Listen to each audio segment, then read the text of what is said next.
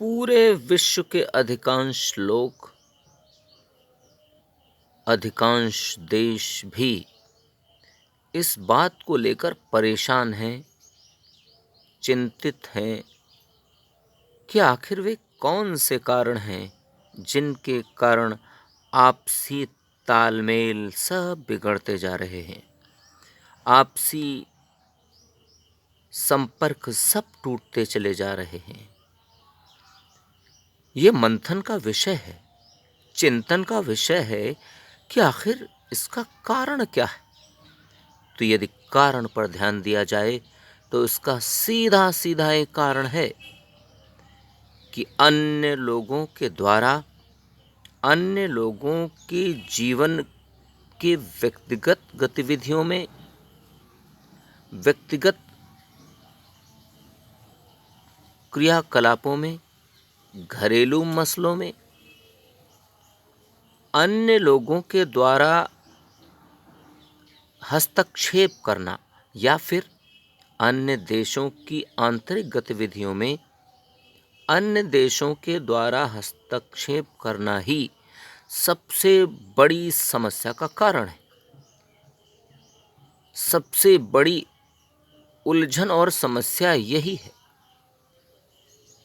जबकि मानवता के सिद्धांतों के अनुरूप अन्य देशों के आंतरिक मसलों में हस्तक्षेप करना या अन्य लोगों के व्यक्तिगत मसलों में हस्तक्षेप करना सरासर अनुचित है।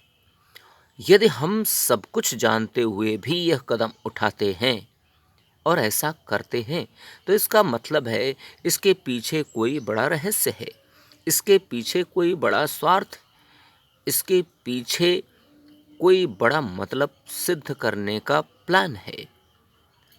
उस रहस्य को समझना जरूरी है, उस रहस्य को जानना जरूरी है। यदि इन रहस्यों को जाना नहीं जाएगा, इन रहस्यों को पहचाना नहीं जाएगा तो निश्चित ही नुकसान होंगे। व्यक्तिगत आंतरिक नुकसान जब होंगे वे असहनीय होंगे, उन्हें सहन करना संभव नहीं होगा। तब विवाद होंगे, तब झगड़े होंगे, तब लड़ाइयाँ होंगी, तब युद्ध होंगे, तब ही मुकदमे भी होंगे, तब ही अराजकता फैलेगी, तभी नकारात्मकता फैलेगी।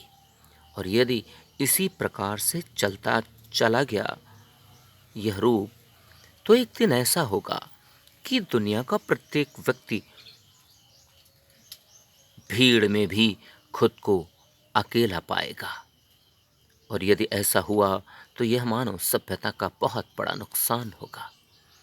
यह बहुत बड़ी नुकसान की रूपरेखा तब हमें स्वयं को बेचैन करेगी, परेशान करेगी। ऐसी नौबत ना आए, इसके लिए हम पहले से ही सतर्क रहें। एक दूसरे के व्यक्तिगत मसलों में, एक दूसरे देश के व्यक्तिगत मसलों में हस्तक्षेप यदि हम करना बंद कर दें तो अनेकों समस्याएं आसानी से हल हो जाएंगी और एक शांति का, संबंधों का वातावरण भी तैयार हो सकेगा। सामान्यतः यह करना उचित है, परंतु पूरी दुनिया में कितने लोग और कितने देश इस नियम को अपने साथ आत्मसंगत करना चाहते हैं। यदि नहीं करेंगे तो उसके दुष्परिणाम जिस प्रकार से आज दिख रहे हैं, ऐसे ही और भयावह रूप लेते हुए वे दुष्परिणाम समाज को छिन्न भिन्न कर डालेंगे। फिर वे ही लोग जिम्मेदार होंगे जो एक दूसरे के व्यक्तिगत मसलों में